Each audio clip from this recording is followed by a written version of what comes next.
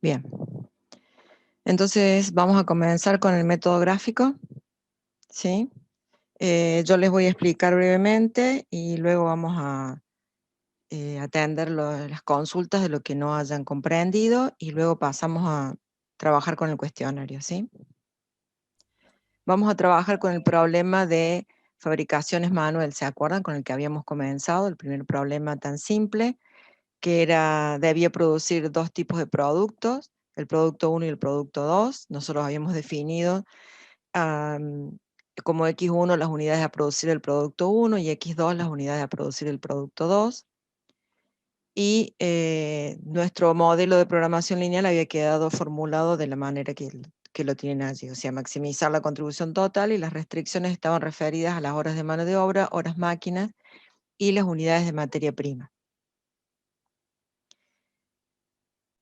Yo les pregunto ahora, y me gustaría que alguno me conteste, ¿qué entienden por resolver el problema? Si yo les pregunto, no cómo, sino ¿qué entienden ustedes por resolverlo? ¿Qué deberíamos hacer a continuación? Encontrar los valores más óptimos de X1 y X2 que lo maximicen. Bien, ¿alguien más? Que maximicen o minimicen, dependiendo del objetivo. Bien, ¿no se estarán olvidando de algo? También teniendo en cuenta las restricciones, ¿no, profe? Exactamente.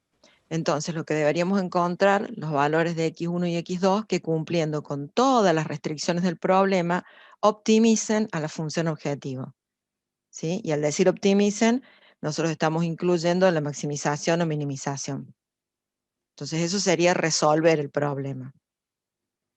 Ahora yo pregunto, tenemos este problema que tiene dos variables de decisión, X1 y X2. Y ya sabemos que resolverlo es encontrar el conjunto de valores para X1 y X2, o sea, encontrar un valor para X1 y para X2 que cumplan con todo este conjunto de restricciones. Todas, con las restricciones funcionales o estructurales y las restricciones de no negatividad. Y además lo que queremos es que optimicen a la función objetivo, en este caso maximicen. ¿Cómo podríamos hacerlo? No un algoritmo, porque no hemos visto ninguno. ¿Cómo podríamos hacerlo? ¿A alguien se le ocurre? Graficando, profe. ¿Cómo? Graficando. Las restricciones. Graficando las restricciones. ¿Qué tengo acá?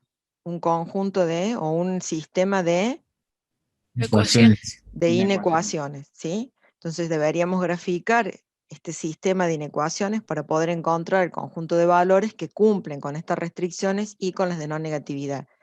Esto lo vamos a graficar en los ejes cartesianos. Esta restricción de no negatividad, ¿dónde nos ubica? ¿En qué parte? Cuadrante 1. En el primer cuadrante. Entonces nosotros lo que tendríamos que hacer es graficar cada una de las restricciones para encontrar el conjunto de puntos que cumple con todas las restricciones y luego poder identificar el óptimo. Eso sería hacerlo gráficamente. Es decir, resolviendo el sistema de inecuaciones de restricción y luego con la función objetivo identificar el óptimo. Y también podríamos usar algún algoritmo. En el caso de dos variables de decisión como este, podemos hacerlo gráficamente o con algún algoritmo. Si tuviéramos más variables de decisión, ya gráficamente no podríamos hacerlo. ¿Por qué?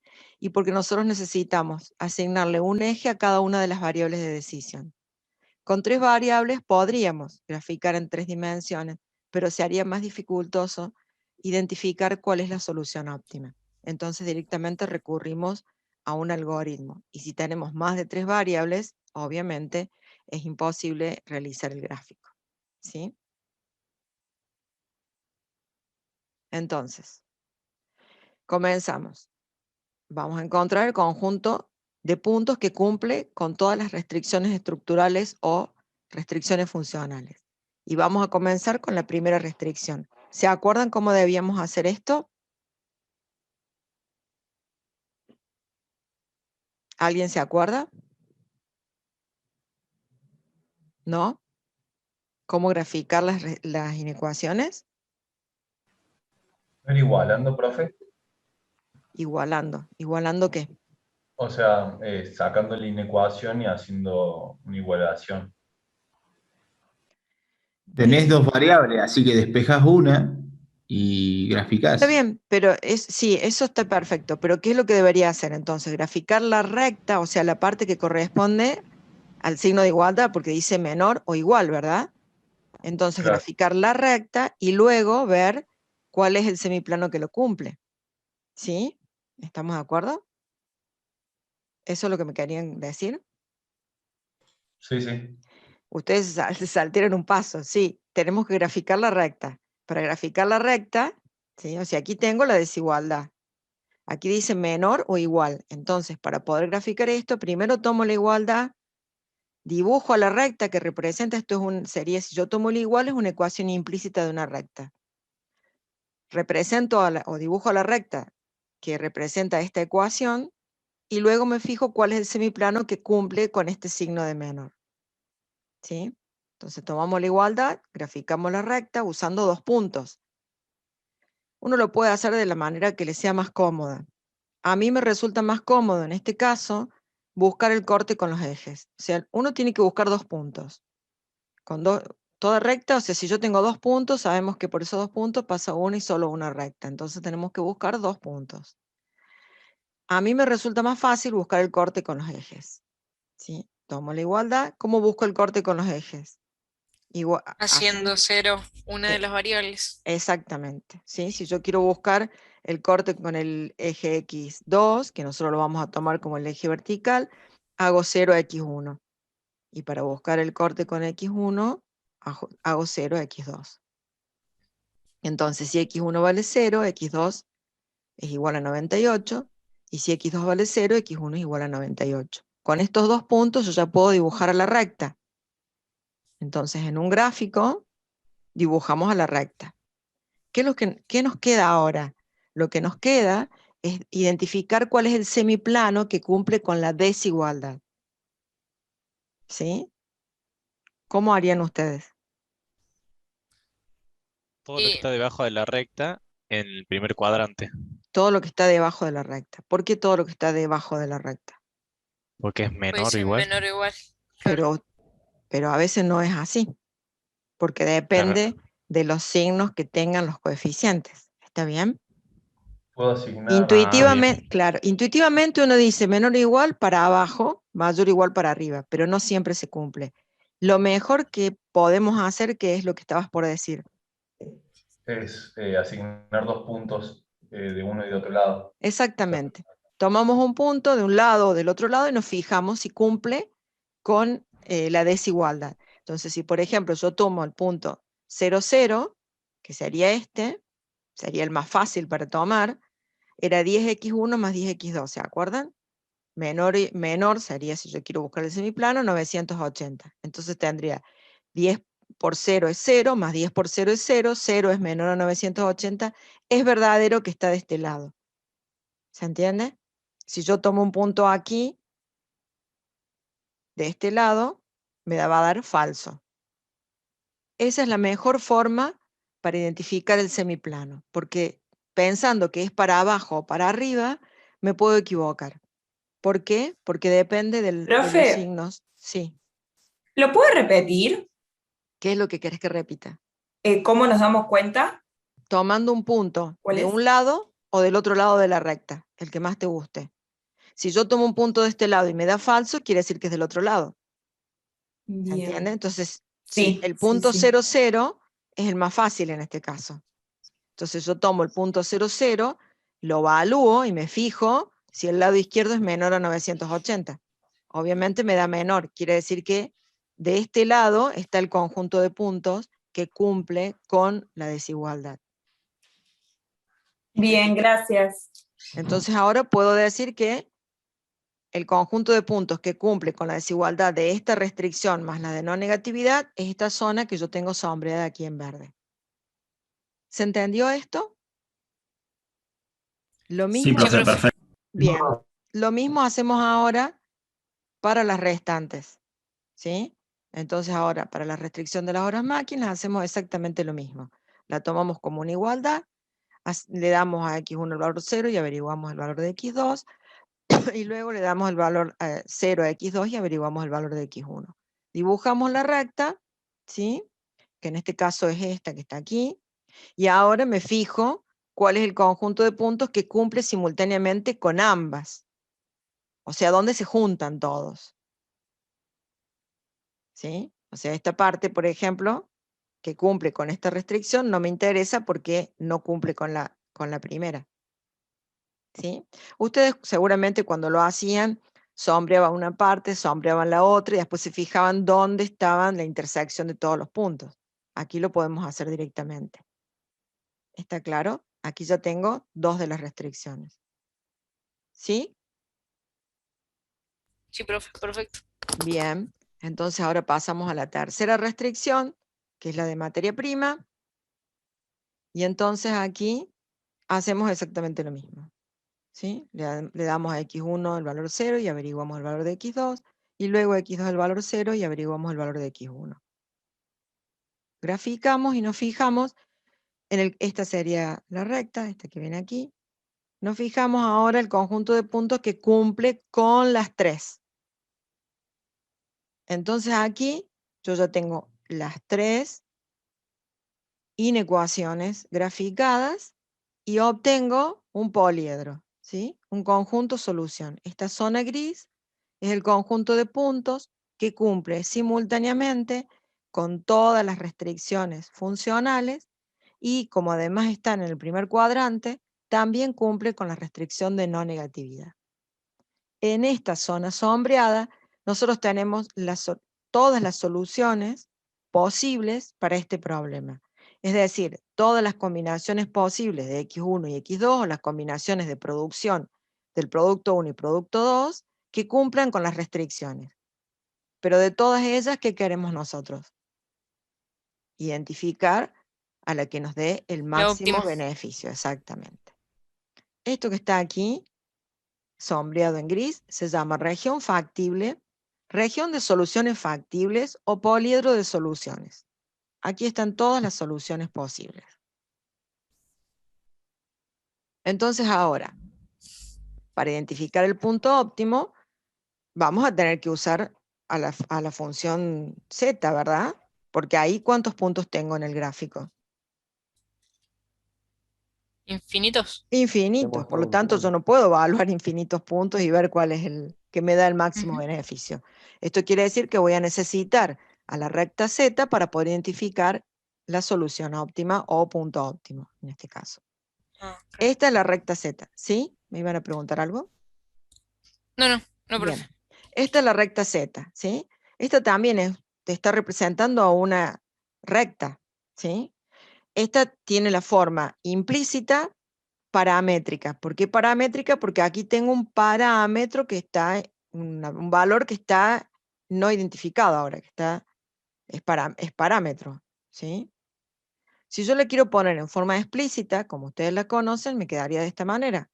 Si yo despejo x2, me queda una ecuación explícita paramétrica de la recta z. ¿Por qué paramétrica? Porque este parámetro, este valor está indeterminado todavía. Esto representa el beneficio, ¿sí? ¿La reconocen ahora la recta, a la ecuación de la recta? Si yo les pregunto a ustedes ahora, ¿cómo se llama este parámetro?